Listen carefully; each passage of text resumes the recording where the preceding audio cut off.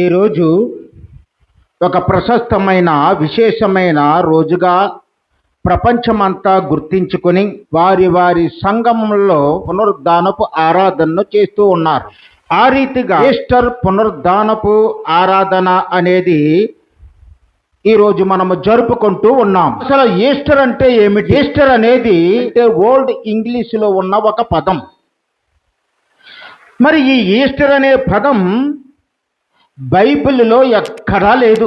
Easter అనే పదము రాయబడి లేదు. కానీ ఈ పండగ ప్రభువారు బలియాగము చేసిన పస్కా పండగకు ముందు పస్కా పండగతో కలిసి ఉన్న పండగగా ఆనాటి పెద్దలు భావించి దీనికి ఒక ప్రాముఖ్యతను కల్పించారు.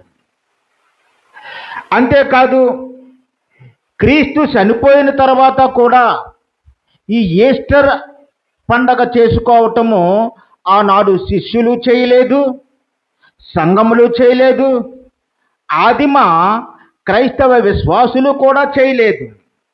కానీ వారు ఆ దినముల్లో ఎలాగుండేవారంటే, రామా ప్రభుత్వం వీరి మీద ఎక్కువ శ్రమలను తీసుకొచ్చేది, ఎక్కువ భయపెట్టేది.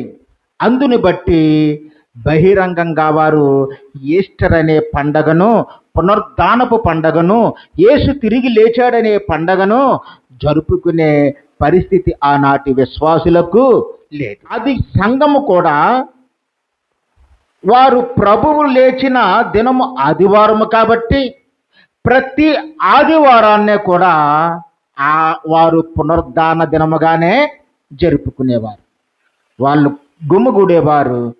ఆదివారం నాడున మన ప్రభువు చనిపోయి తిరిగి లేచాడని ఇంటింటా రొట్టె విరిచుట యందు, దేవుణ్ణి ఆరాధించుట యందు వారు ఆనందిస్తూ ఉండేవారు. ఆ విధంగా అపోస్తుల కార్యాలు 20వ అధ్యాయములోని విషయాలు మనకు స్పష్టంగా కనపడుతూ ఉన్నాయి. ఆయన శుక్రవారం సిలువ వేయబడి సమాధి చేయబడి 3 రోజులు సమాధిలో ఉండి ఆయన లేచిన దినముగా ఆ రోజు ఆ విశ్వాసులు ఆరాధన ప్రతి ఆదివారము జరుపుకుంటూ ఉండేవారు. అయితే క్రీస్తు శకము 325వ సంవత్సరములో ఆ రాజు కాన్స్టాంటైన్ అనే రాజు నైసియా అనే ఒక సభను ఏర్పాటు చేసి ప్రముఖమైన మఠాధిపతులను, పీఠాధిపతులను, క్రైస్తవ సన్యాసులను పిలిచి యేసుక్రీస్తు యొక్క చనిపోయి తిరిగి లేచిన దినమును ఒక పండగగా ఆచరించాలని, ఆ రోజు పండగ ఈస్టర్ పండగని పెట్టుకుని ఆచరించాలని పెట్టాడు. అప్పటి నుండి కూడా ప్రపంచంలో ఉన్న అనేక క్రైస్తవ సంఘాలు, శాఖలు ఈ ఈస్టర్ పండగను జరుపుకుంటూ ఉన్నాయి. చివరికి ఈస్టర్ అంటే అర్థం ఏమిటంటే పునరుద్ధానము, ప్రభువు మరణించి తిరిగి లేవటము. మరి కొందరు ఈ పునరుద్ధానము అనే ఈ పండగను, ఈస్టర్ పండగను వారి వారి సంఘాలలో చేసుకోరు. అయితేనేమి, ఈ పునరుద్ధానం అనేది మనము జ్ఞాపకం చేసుకోవడానికి ప్రతి క్రైస్తవ విశ్వాసికి ఒక ఆశను కల్పిస్తుంది, ఒక నిరీక్షణ కల్పిస్తుంది.